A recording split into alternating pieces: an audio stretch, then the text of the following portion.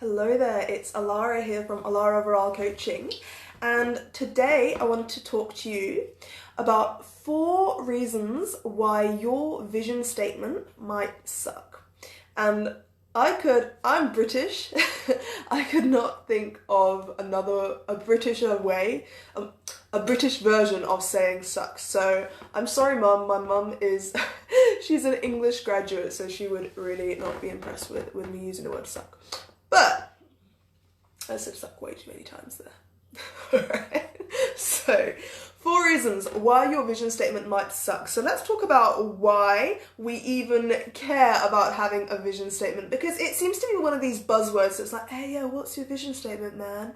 And actually, the thing that differentiates businesses where people believe in them, where people are on board with what they're doing, where people want to be a part of something, regardless of the kind of the surface level incentives like their price and if you're an employee, how much they pay or stuff like that. Regardless of these surface level incentives, the reason why people want to be a part of something is because they believe in it, is because they feel they belong. It's because they think that your product or your service or your whatever it is you're doing represents who they are, their status, or enhances their status in some way, whether that's their status of how they want to feel, how they want to look, how they want to be, how they want to live their life, the type of parent they want to be.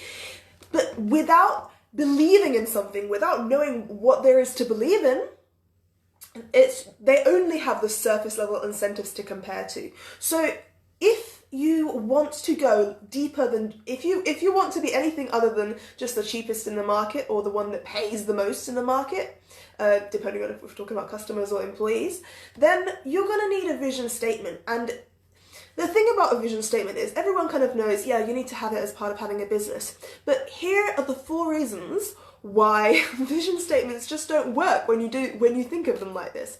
So the number 1 reason why your vision statement might suck is because you're talking about what you think your customers want.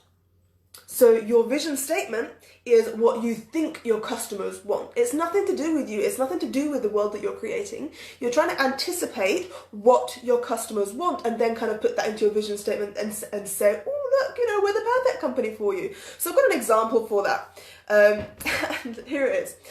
We're dedicated to maximizing customers' ability to get work done. Our customers' ability to get work done.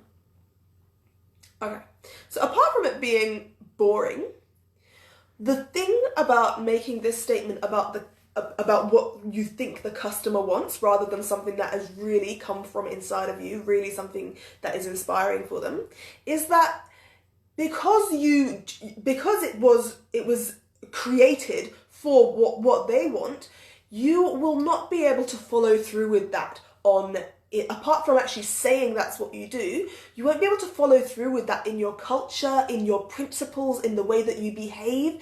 When a vision really comes from inside of you, when a vision really comes from somewhere that it's somewhere full of inspiration, it comes from your fire, everything you do and the way that you do everything will reflect that.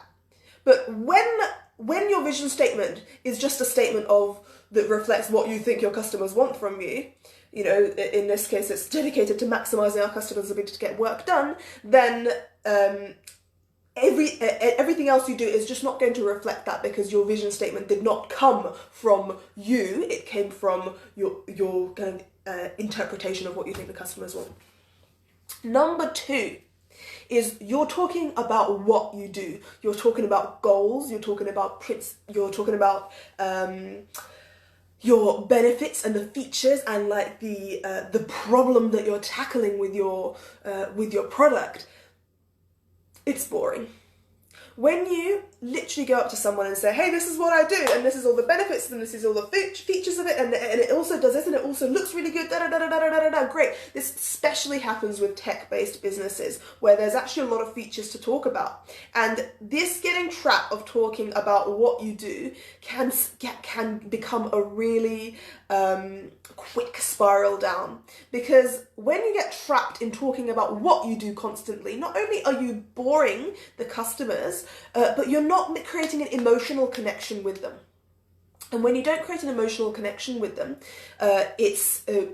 your vision statement isn't inspiring people to want to be a part of what you're about. You're just informing them. You're informing them about what you do. So the conversation will go like, oh, cool. All right. And some of them may pick up on the fact that, hey, I need that, so can match that up. But really, it's not inspiring. It's informing. So number 3, why your vision statement might suck, is that your vision statement is a buzzword fest. It's got all these fancy buzzwords of we're dedicated to creating buzzwords like responsible, dedicated, sustainable.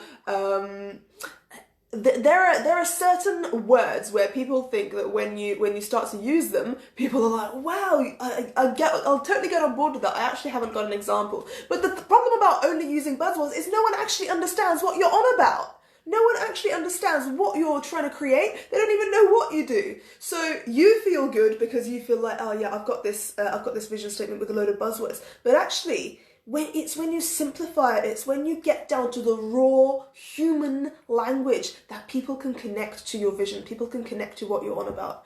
So the number 3 is it's a buzzword fest. The 4th reason why your vision statement might suck is because it's all about you. So, and the thing about when you talk about you is that nobody cares. Nobody cares if it's just about you. So I've got a vision statement here that's an amazing example of this. We will be the number 1 industry, and the number 1 in our industry, and strive for double-digit growth in sales, double-digit growth in sales and profits over the next 5 years. Nobody cares at all. Good for you. Like, every business does that. But that's not a vision statement. That's not something that speaks to the emotions of people. This is just a financial figure that you're talking about. And a lot of entrepreneurs, especially startups, the reason why they get into entrepreneurialism is because they want some financial freedom. They want to spend more time with their kids. So their vision ends up being something like, so creating financial freedom for me and my family so that we can make the most of the time that we have together, or something like that. It's like, nobody cares. This is a personal benefit to you.